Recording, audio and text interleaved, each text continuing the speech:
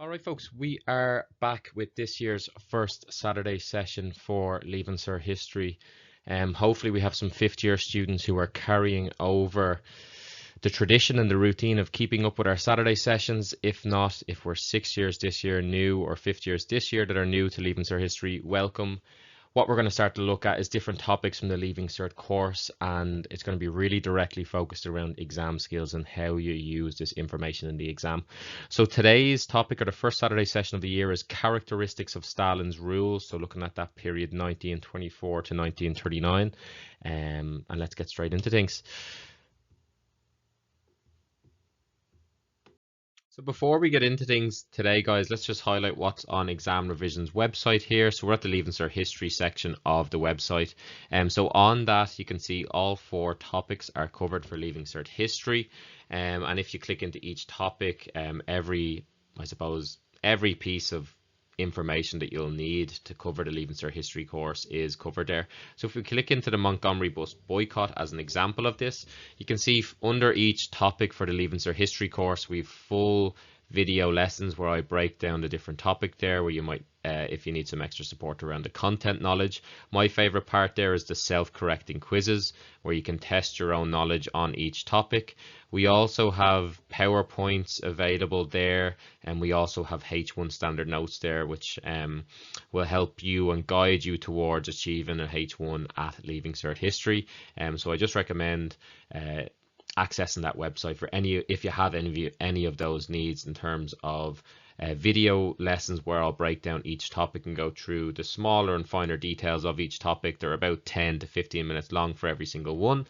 We also have PowerPoints, H1 standard notes, which you can still see on the screen there, and there's self-correcting quizzes available. That's my favorite element of the website. It's not good enough just to write notes for yourself. You need to be testing yourself weekly on each topic. Those self-correcting quizzes give that perfect opportunity to do that.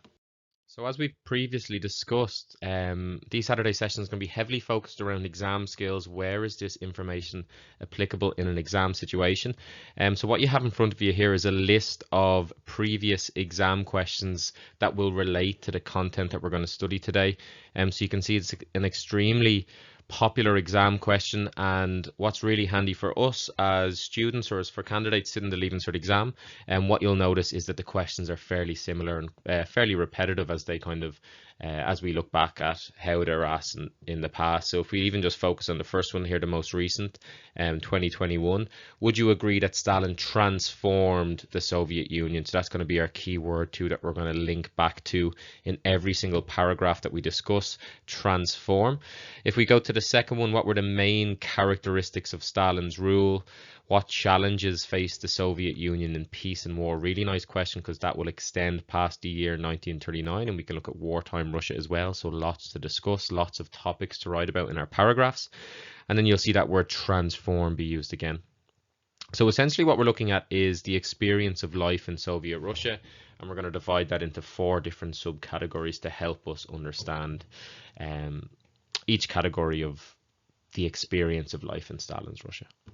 So when we're studying the characteristics of life in Stalin's Russia, we can identify 4 different headings where we can narrow our focus. Firstly, we're going to look at propaganda and how Stalin used propaganda to control the lives of the people of the USSR.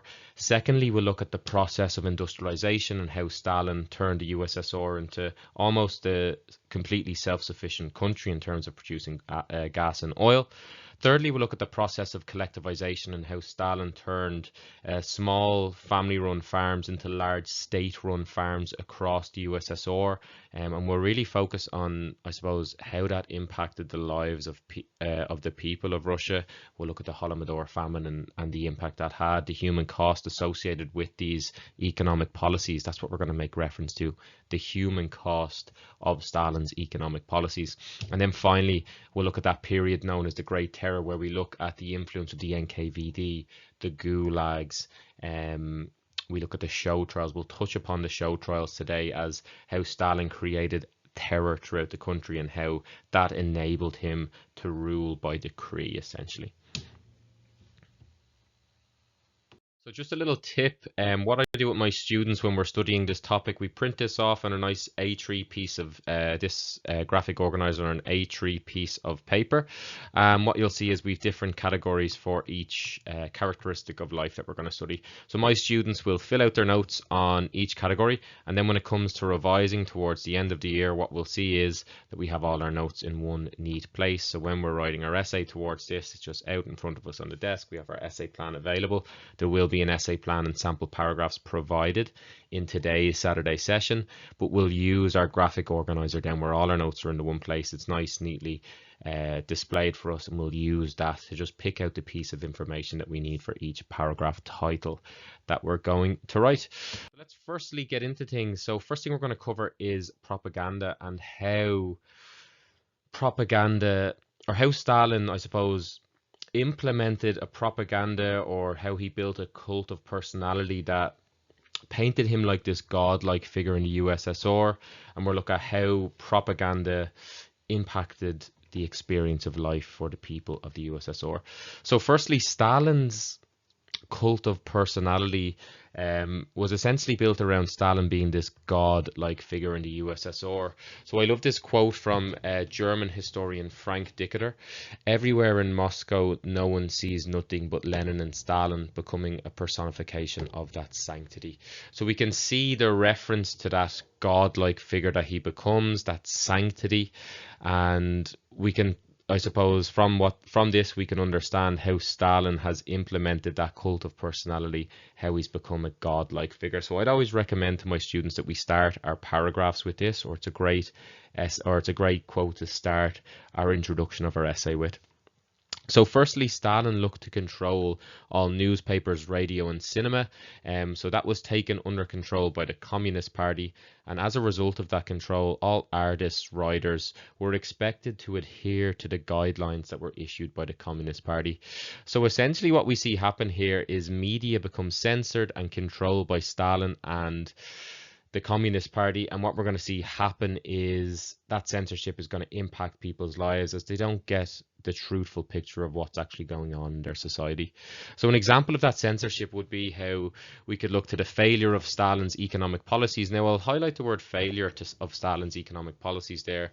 Maybe we'll just say how they underperformed or they didn't meet Stalin's targets. But those failures or those underperformances were put down to spies and sabotages. And a lot of them would have been linked to Leon Trotsky, who was expelled from the country after Stalin came to power. And we're going to see as we progress forward today, when we discuss the show trials, the likes of Lev Kamenev and Gregory Zinoviev, and how they were depicted as spies and sabotages and eventually executed, I suppose, as part of that propaganda campaign. So what else we'll see happen as part of this propaganda campaign is the results of Stalin's 5-year plans were exaggerated to the mainstream population. So Stalin was seen amongst the people of the USSR as this godlike figure who would completely transform the economy of the USSR. And now that the USSR's economy was completely thriving, completely self-sufficient in food and energy requirements, and those were exaggerations that were painted to the mainstream population through this use of propaganda in the media. Another example of propaganda in the USSR is how towns were named after Stalin. So obviously the most famous being Stalingrad there, where we'll see a famous battle take place over the course of World War II. But throughout rural areas in the USSR, Stalin erected statues of himself to really emphasize the linkage between himself and this kind of godlike figure that was above everyone else in USSR society. And this had a real impact on the experience of life for people in these smaller rural areas, where Stalin was depicted as this godlike figure. Additionally, we'll see Stalin gain control or gain some control of the people of the USSR through his use of propaganda by looking to impact the culture that was taking place in the country. So we can see an example of this as poems and plays were written dedicated to the life of Stalin, which exaggerated his accomplishments. And what we'll see also happen here is that history was rewritten to portray Stalin in a more favorable light. And the perfect example of that is how Stalin was given a more prominent role in the October revolutions, while his political opponent or his political enemy, Leon Trotsky, was completely written out of history, even though Trotsky was a commander in the White Army during those, or in the Red Army during those October revolutions, and he would have played a more prominent role than Stalin as, I suppose, a military commander at that time. And all this links back to how Stalin wanted to portray himself as this godlike figure. That's what this cult of personality was built around, and that's unique to Stalin in the sense as he wanted to portray this idea that he was incapable of doing no wrong to the people of the USSR. And for me, we can really see the impact of Stalin's propaganda campaign in the USSR as we look to Frank Dickiter here again on the death of Stalin in the USSR. So I'll read the quote. Crowds of mourners determined to catch a last glimpse of their leader ran out of control. Hundreds were trampled to death in the ensuing panic. After an elaborate state funeral, he was laid to rest next to Lenin. Every train, bus, tram, lorry and car in the country came to a halt. Millions grieved. 1 month after his funeral, Stalin's death vanished from the newspaper. So I love that quote that just personifies the impact of the propaganda and the control that Stalin had over the people, that during his state funeral, people were trampled to death in the panic. The whole country came to a halt. However, 1 month after that period, Stalin's name had completely vanished from the newspapers, revealing the true nature of the people of Russia and how they viewed Stalin's impact on their lives.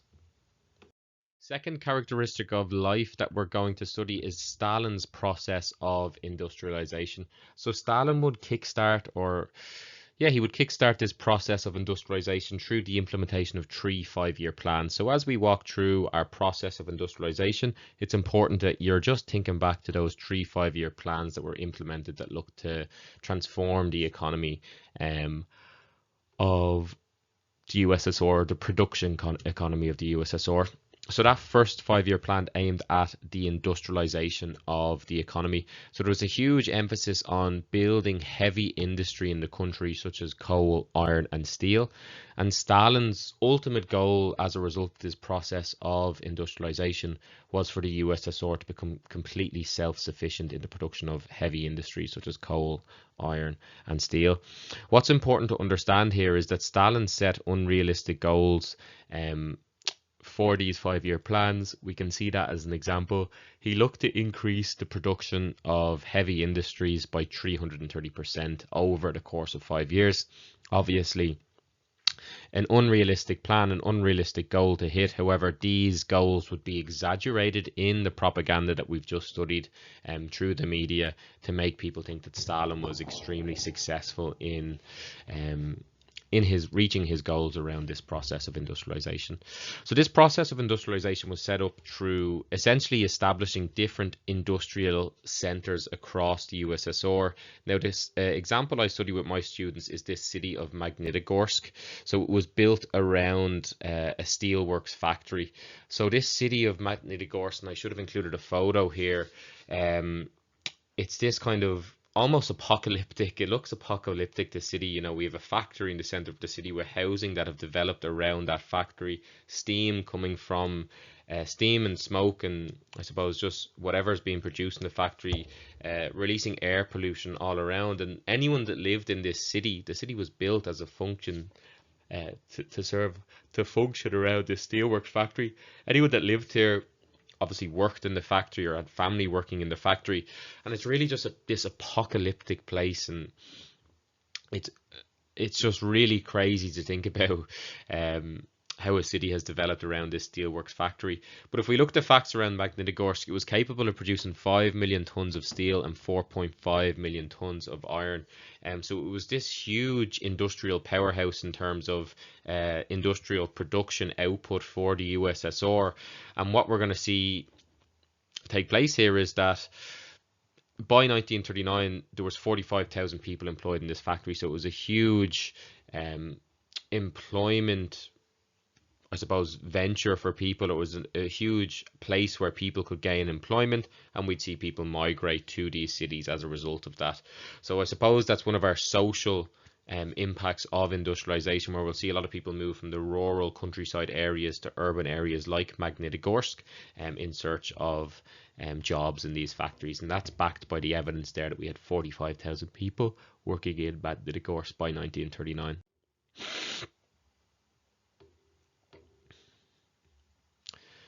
Secondly, we can look to the process of collectivization and how Stalin looked to transform the agricultural economy of the USSR, and how he looked to essentially turn what was a series or large amounts of small family-run farms into larger state-run farms that were under the control of the Bolshevik Party or the Communist Party, and essentially under the control of Stalin. So Stalin viewed this process of collectivization, and he viewed this system of setting up large state-run farms was all based around the need to make agriculture more productive in order to feed the growing population of the USSR. So Stalin wanted to develop a large population in the USSR, and he obviously needed food, and he didn't want to be over-reliant on importing food in order to feed that population. So the process of collectivization was extremely important for Stalin. He also believed that it would make people want to work and be able to work in industrial cities and factories. So he believed that if he had more state-run farms that operated as part of larger systems, that would free up a lot of the workforce to be able to migrate to cities, work in industrial cities and factories, and produce those heavy industries that we talked about in the previous slide, such as coal, iron, and steel. So as part of the first 5-year plan, Stalin transformed small individually owned farms into large-scale state-owned collectivized farms. That's the phrase we're going to use here, collectivization, or those collectivized farms. So peasants obviously initially resisted this idea, and Stalin responded with installing terror and fear into the agricultural population.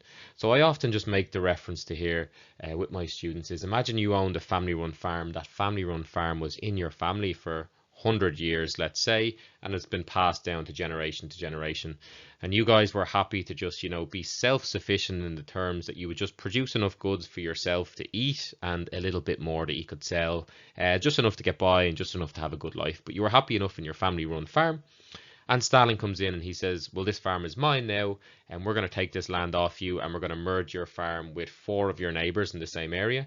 And now I know you're specialized in producing cows, and that's what you kind of done, and that's how you made your life. Well, I need you to produce maize or corn, and I need you to produce 100,000 tons of that over the next year. That's a complete change for these farmers. It's a complete destruction of the history of their family, and of course those peasants are going to initially resist this idea and aren't going to just kind of fall in line and work around that. And what we're going to see Stalin is use terror and fear in order to, I suppose, get what he wants and to change the culture of that agricultural population. So a phrase that we're going to have to become familiar with here, and we're going to use in our essay, is the term kulak. So kulak is the phrase, or it's a term coined for a wealthier peasant who tended to own a farm. So this was a derogatory statement that Stalin created himself. He referred to any farmers who would not, I suppose, pass over their land and give that land to the state or to the USSR. He referred to them as kulaks, and at the time that was an offensive statement. When I say derogatory, it was an offensive statement for the people of the USSR. So kulaks suffered greatly under Stalin's collectivized policies. And before we move on, I'll just go back to kulaks a little bit and just kind of explain what they were. They were wealthier peasants or wealthier farmers who tended to own a piece of land or own, I suppose, a sign of wealth at this time would have, as a farmer, would have been to own a tractor. So these were farmers who maybe had a little bit more leverage than your average, peasant, or your average very bottom of the social and economic ladder farmer who was working just enough to get by. These farmers would have been producing enough food to feed their families and still have a little bit more to kind of live a decent life or a happy life. So it's estimated that approximately 5 million kulaks kulaks were sent to the gulags over this period. So there are gulags, anyone that's played Call of Duty, we might make reference to them there. They're not like this kind of redemption zone. What they were was a system of labor and prison camps that were embedded throughout the USSR. It's estimated there was over 30,000 gulags. What it's referred to as the Gulag archipelago throughout Siberia of Russia. So they had these extremely harsh, cold conditions. And yeah, there was a system of 30,000 of them. We'll get on to the gulags at a later point. However, despite the use of terror, the kulaks still tried to resist Stalin's introduction of collectivization, and we can see an example of that as kulaks began actually slaughtering their own livestock and held widespread protests throughout the USSR. And I love that example of protesting against this introduction of collectivization. If you can imagine the symbolism behind that they'd rather slaughter their own livestock than give it up to the state and give it to Stalin. So in a response to this, Stalin instigated a famine, or he started a famine, and it was a state policy, it was a governmental policy that started this famine. So this is referred to as the Holodomor famine in Ukraine in 1932, and Stalin, in order to, I suppose, instigate or start this famine, Stalin raised Ukraine's grain quota by 44%. What that meant was that Ukraine now had to donate 44% more grain to the USSR, and what that meant for the people of the Ukraine, that there wasn't enough food there to feed the peasants. And as a result of that, we'll see the death toll of that Holodomor famine was around 6 to 7 million people in the Ukraine. So extremely high human cost for that government or policy, and that was implemented as a punishment for these kulaks who wouldn't, I suppose, fall in line with that state policy of collectivization. However, I suppose despite the large human cost of this, and despite the use of terror and despite the protests by the kulaks, as we can see there, by 1939, Stalin had essentially, he was successful in the implementation of collectivization. By 1939, 90% of the 25 million farms in the USSR had been taken over by the government. They had been collectivized, and now we'll see those 25 smaller farms turned into 400,000 collectivized state-run farms. And we can see the total human cost of Stalin's policy of collectivization is estimated at about 10 million, which is extremely, extremely heartbreaking. Even looking back at this and discussing this, it's just devastating to think about. Okay, so when we're discussing, like, I suppose as we've been studying this topic with Stalin, what we've seen is that terror, propaganda have infiltrated all aspects of society, and that's what we see. So we see how Stalin has used terror and propaganda through his economic policies of industrialization and collectivization. But what we're going to study here is specifically the use of terror, and that period from around 1934 to 39 or to 42, or wherever you'd like to consider it, that period of the Great Terror, and how Stalin essentially used terror as a method for achieving his goals. So the first thing that we'll look at is this idea of the purges, or the Great Purge as it's often referred to. And this was a reign of terror that was aimed at the Communist Party itself. So Stalin had become extremely paranoid, extremely worried that there was people around him who were looking to essentially take his position or remove him from the throne or the top. And as a result of that paranoia and that lack of trust to the people around him, he wanted to remove any threat to his power. And this kind of period of the Great Purge started with the murder of Sergei Kirov in December 1934. And that murder of Kirov would trigger the start of the purges, or the Great Purge, as is often referred to as by historians. So to get into that a little bit, Kirov was a traditional Communist Party member. He was said to have had a decent relationship with Stalin, and Kirov was murdered, and people were accused of murdering Kirov, and that would be used as an excuse to remove those people from the party, and also to remove those people from life. We'll see executions the result of this death of Sergei Kirov. However, there is a consensus among some historians that Stalin actually saw Kirov as a threat, most likely ordered his murder himself, and then would use that murder as an excuse to purge his own party and to get rid of any other high-ranking Communist Party members who he viewed as a threat. So after the death of Kirov, Stalin claimed publicly that there were many plots against his role and that he would openly root out the enemies inside and outside of the Communist Party. So what we're going to see now is how Stalin will use the NKVD, how he'll use the Gulag system to root out any enemies of the state, and the purges is the perfect example of that. We're going to study that in a little bit more detail when we go into the show trials.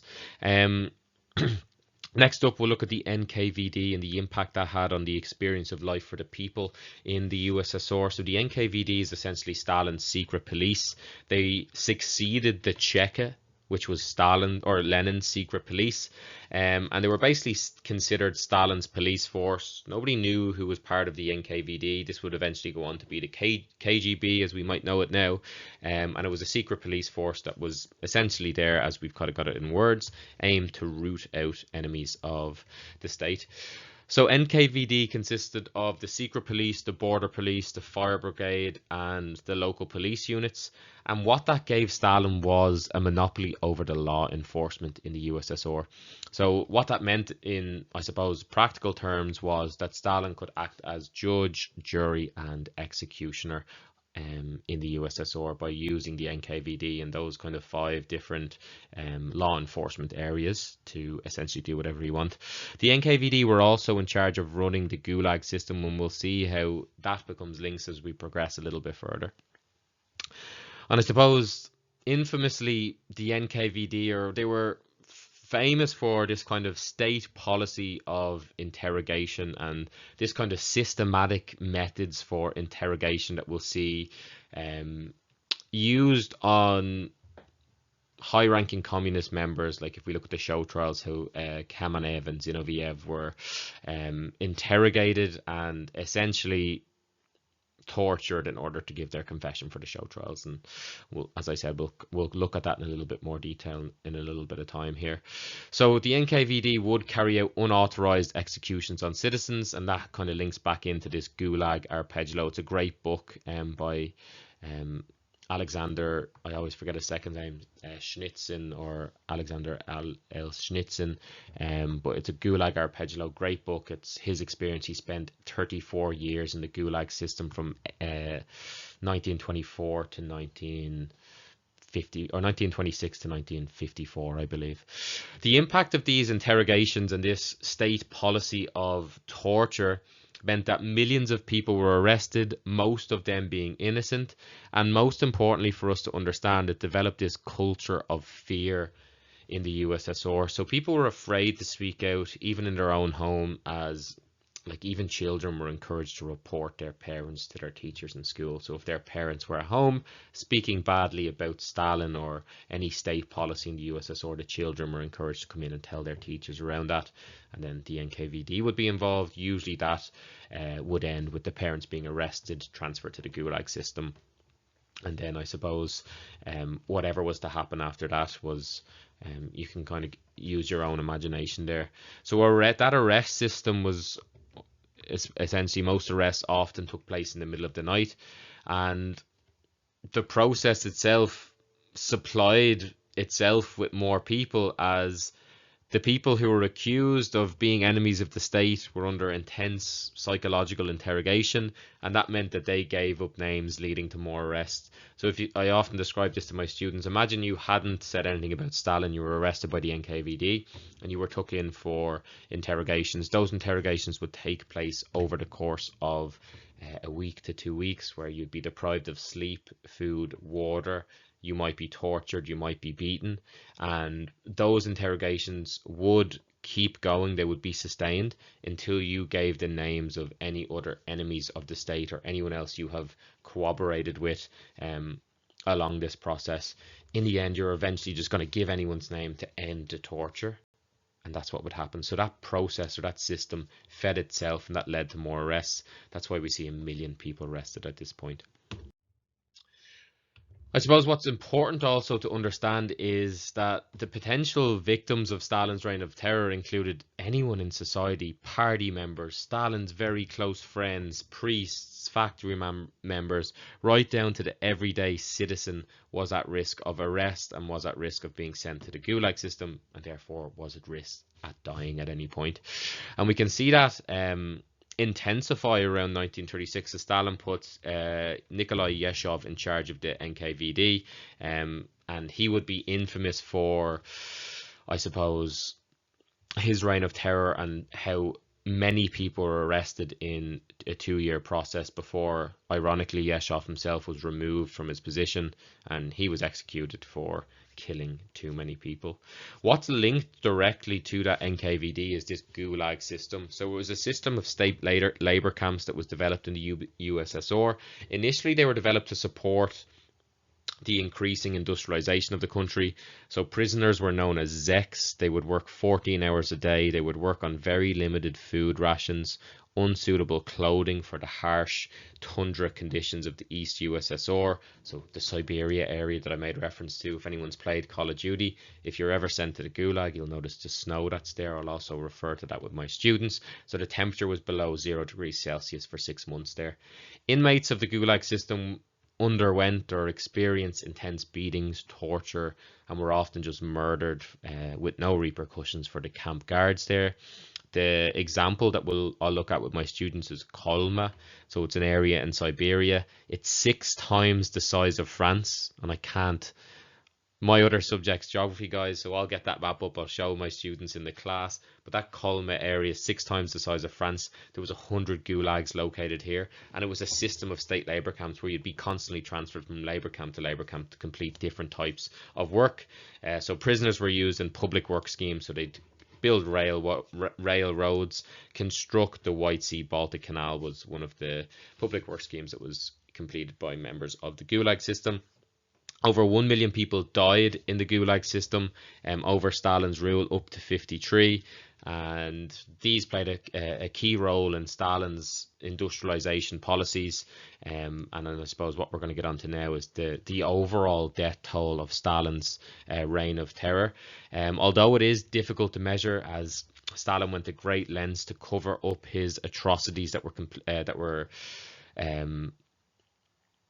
were experienced in the country over that period. However, the results of the 1937 USSR consensus revealed a massive drop in population. Now, if you're making reference to the USSR 1937 consensus in your Leaving Cert exam, to be honest, that's H1 standard stuff. We're making reference to primary sources here.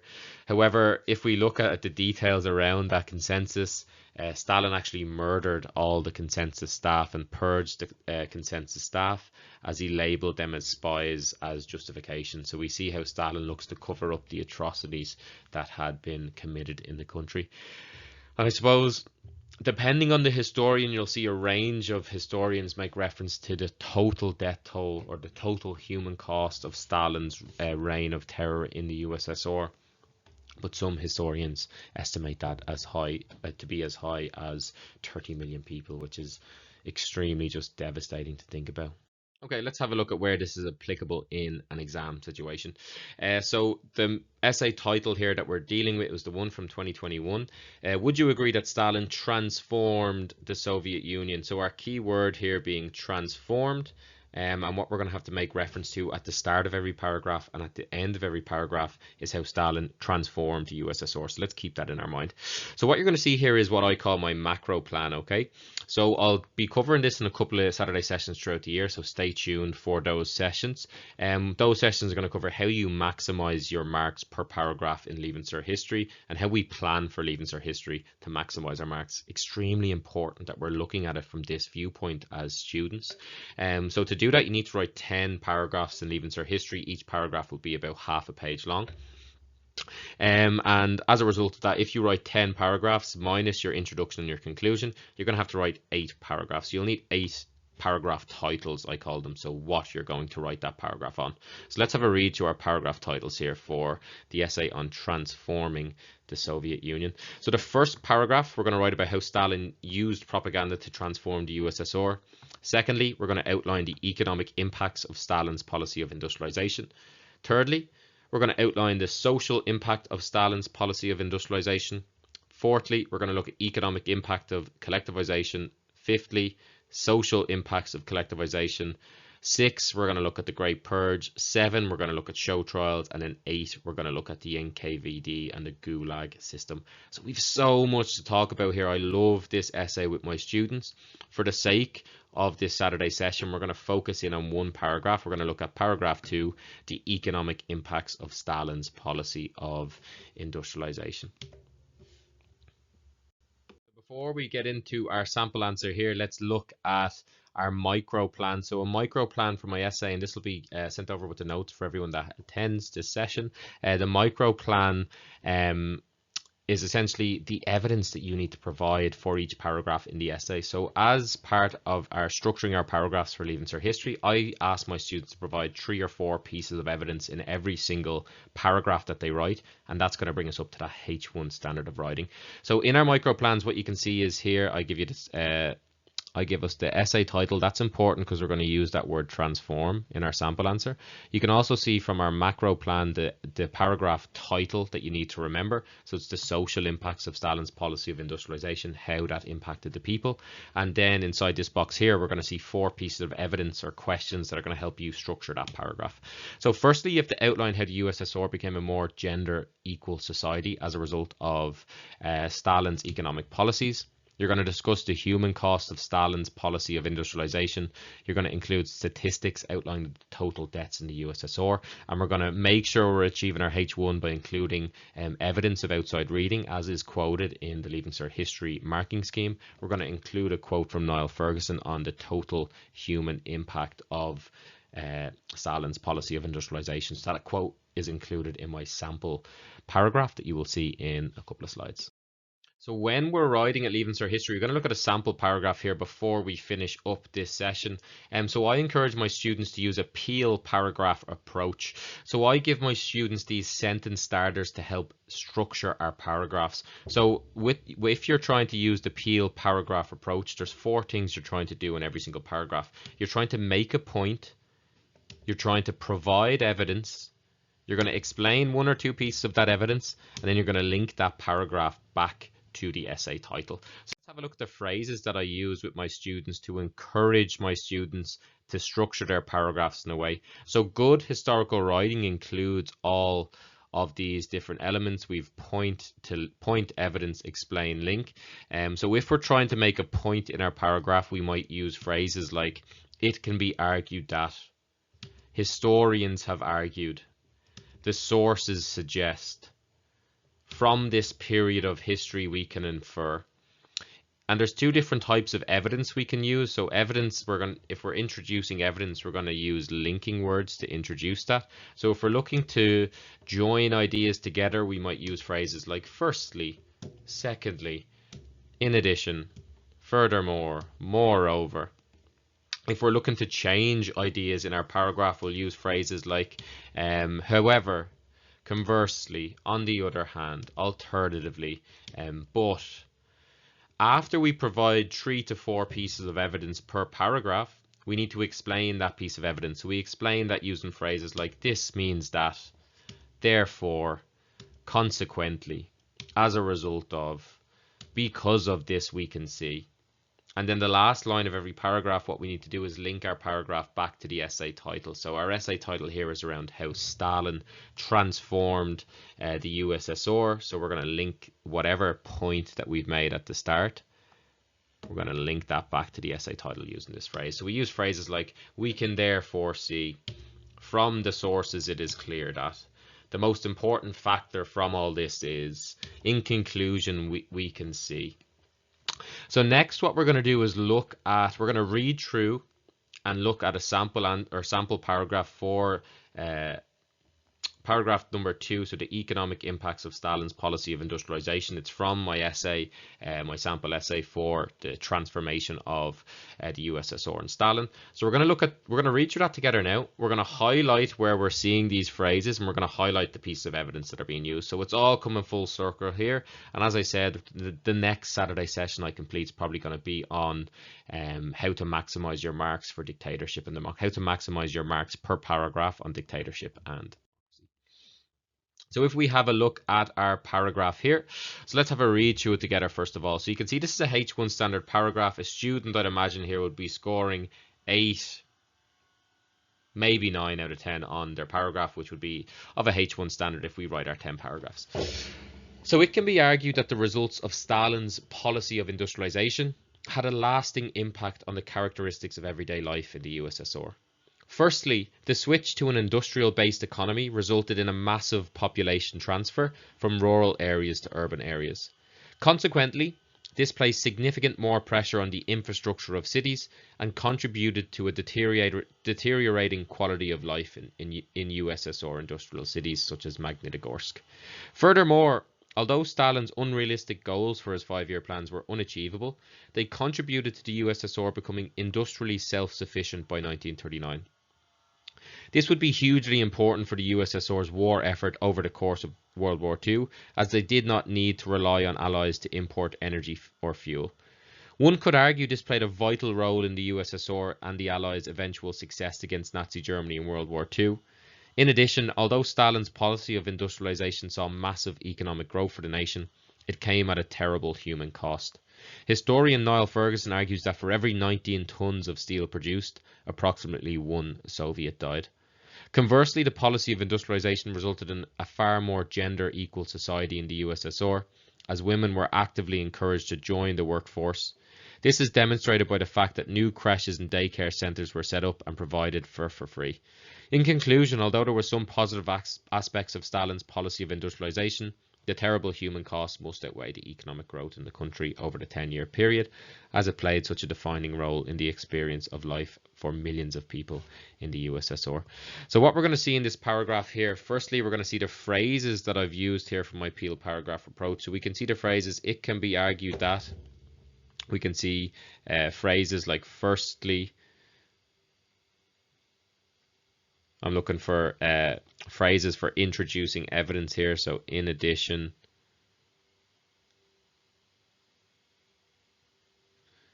and there should be more. Furthermore, there's another example here. We can look for phrases to help us explain the evidence. So consequently.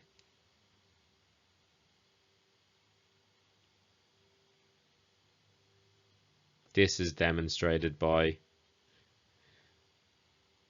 We can see phrases used to help introduce evidence or change ideas, like conversely.